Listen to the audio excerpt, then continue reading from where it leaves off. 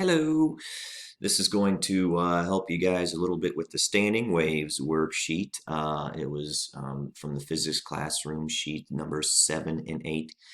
It will also help you a lot with a lab activity you guys are going to start next week when you're making a wave using a string or maybe an electrical cord would probably be the easiest thing to use, or a slinky. Anything you got going back and forth, maybe an old jump rope.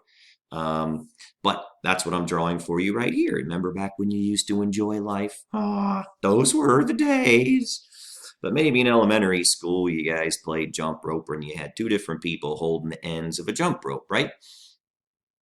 And what you guys had to do was you had to kind of build up the speed of the jump rope until it was the right speed for that sucker to go, or the right rate at which it was going in circles, the right frequency to get that rope to behave the way you wanted it. Because, if you didn't go fast enough, it wouldn't make a complete wave, right? So you had to get that sucker going in the right frequency to get the wave developed here so somebody could jump through it. So that's what I was saying with what's written in green there. You're going to build up the rotational rate until it feels right.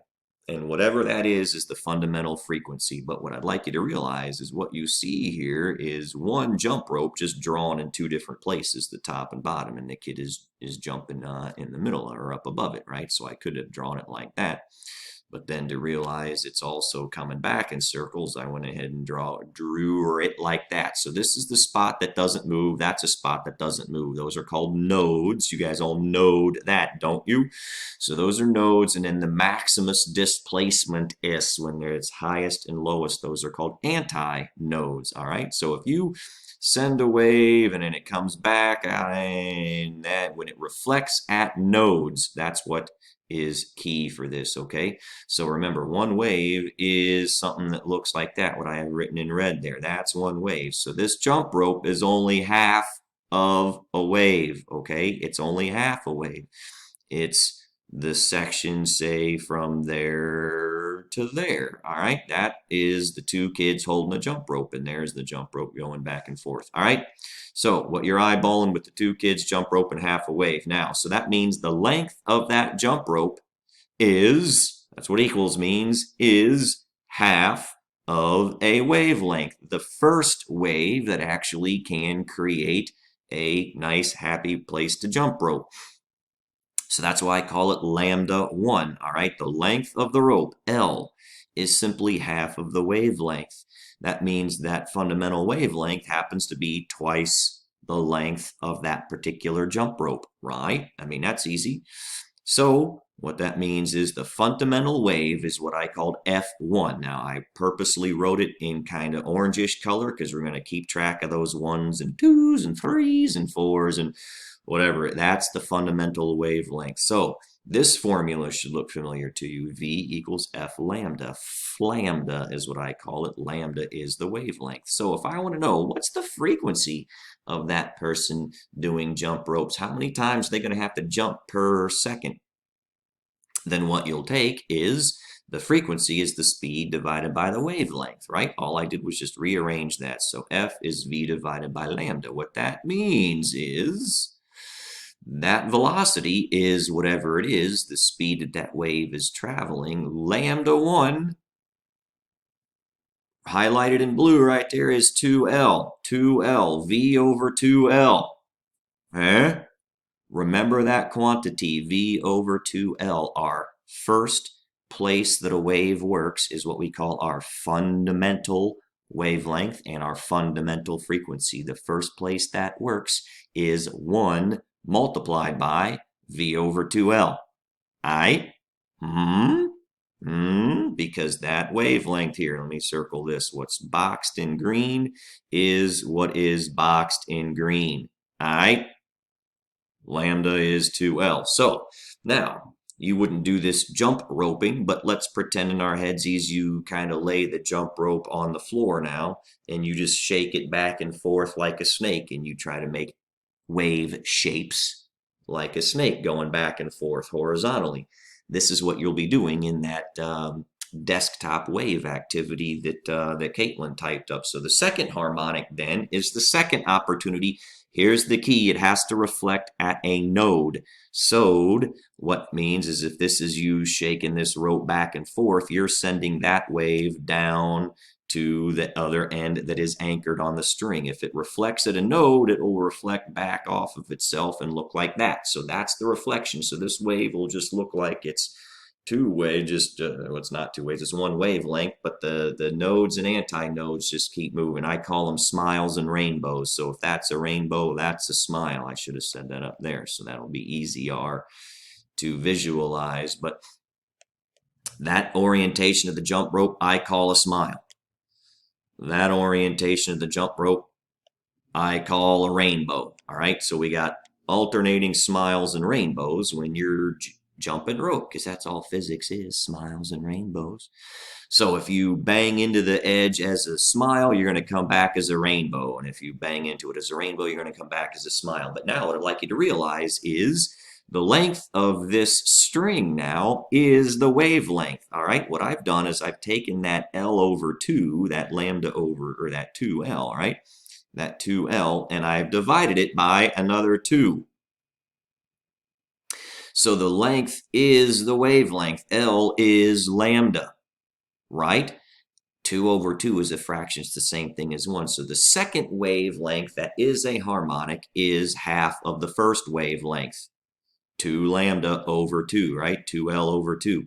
So lambda 2 is 2L over 2. All right? All I did is say, hey, the wavelength is now the same thing as the length of the string. Okay? If the wavelength was twice the length of the string, then I got to divide that by 2. 2L over 2.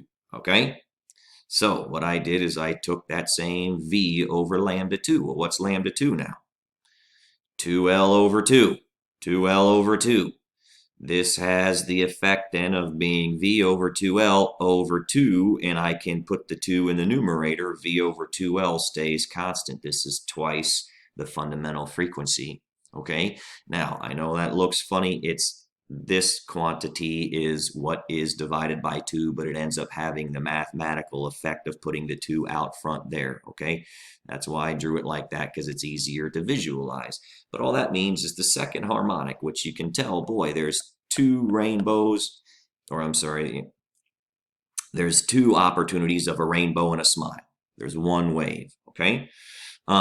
If I want to go to, that was the second harmonic. Now this guy is going to be the third harmonic. Okay. The second harmonic is the second opportunity. So this is second harmonic right there. And there are 2, if you will, loops, 2 places kids could jump rope.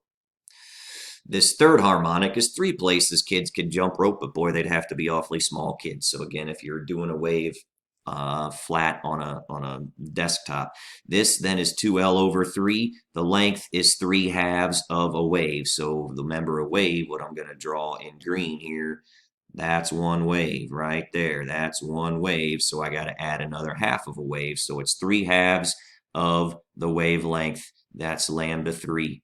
Okay, so the frequency then becomes V over 2/3 of an L, because there's 2/3 of an L. There's the third wavelength, 2/3 of an L. This has the same thing as multiplying it by 3. V over 2L. Remember, V over 2L is the fundamental frequency, so it's 3 times the fundamental.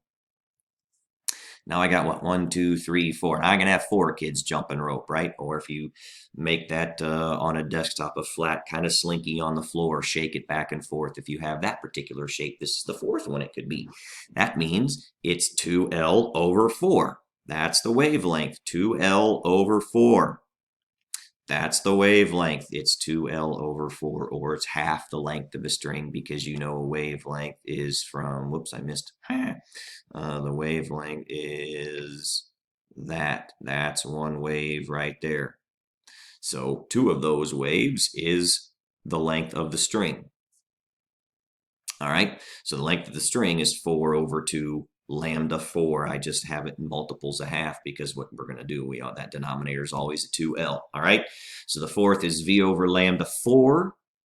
The 4th wavelength is 2L over 4, so I just put that there. And then when you multiply, you have the ability to flip the fraction. So it's V over 2L, 4V over 2L. So now it's 4 times the fundamental because V over 2L is fundamental.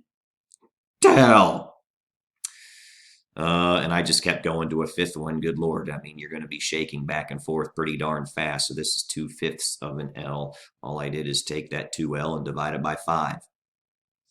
So 5 halves lambda 5 is the length of this string. So if I take the frequency velocity divided by wavelength, now it's the fifth wavelength, right? The fifth, whoops, that should say a 5 right there. That fifth wavelength is 2/5 of the length. Okay, because again, a wave is that, which corresponds to 2 of those kind of jump rope opportunities, and there are 5 of them total. So the wavelength is 2/5 of those.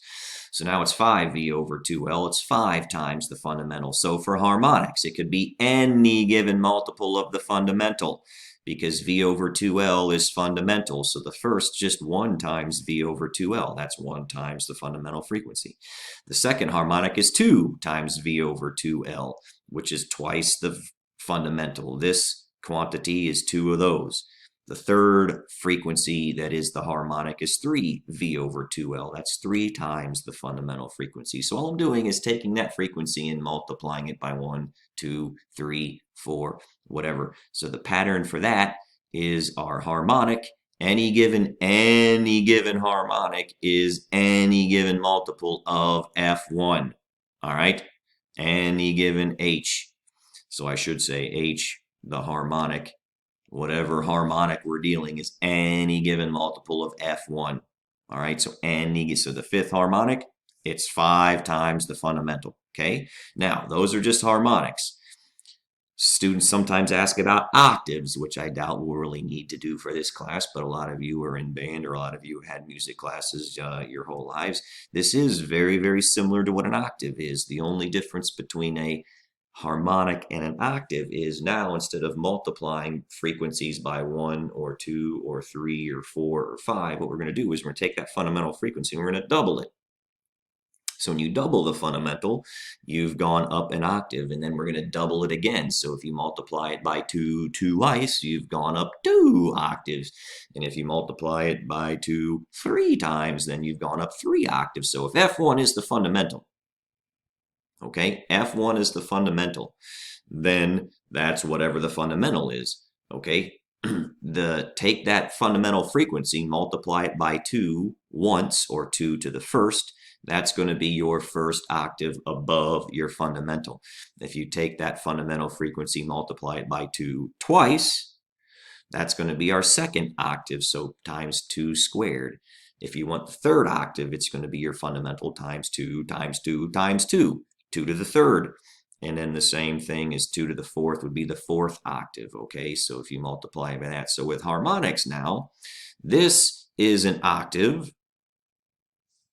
And where I wrote down here 4F1, because that's 2 squared, isn't it? Right?